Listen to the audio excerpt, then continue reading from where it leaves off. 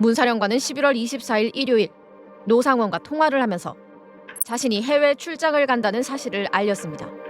그런데 이 얘기를 들은 노상원은 갑자기 화를 냈습니다. 이 중요한 시기에 무슨 해외 출장을 가느냐는 겁니다. 노상원은 출장을 당장 취소하라고까지 요구했습니다. 그러자 노상원은 늦어도 수요일 밤까지는 귀국하라고 말했습니다.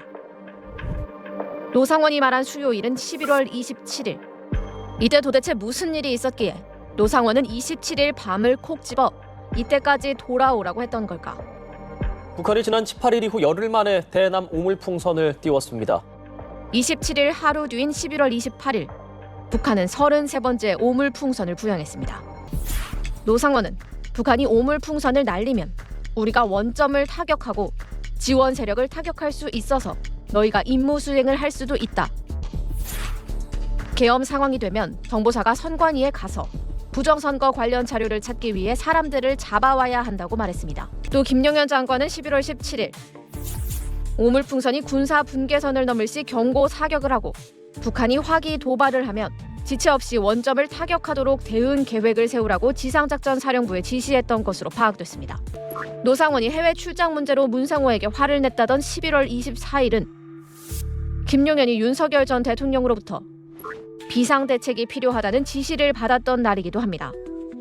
방첩사의 이재학 대령은 검찰에서 그 전까지 북한 오물풍선이 30여 회 정도 떴는데 그날따라 이상하게 22시경 사령부 모 과장이 전화해 상황이 위중하니 부대에 위치해 있으라는 얘기를 했다고 진술했습니다. 또 사령관님께서 오물풍선이 국지전으로 확대될 수 있어서 상황을 위중하게 보고 있다는 말을 들었다고도 밝혔습니다. 곽종근 당시 특수전 사령관이 김용현으로부터 오물풍선 타격 계획을 직접 들은 시점도 노상원이 정보사 대령들을 움직인 시점과 일치합니다.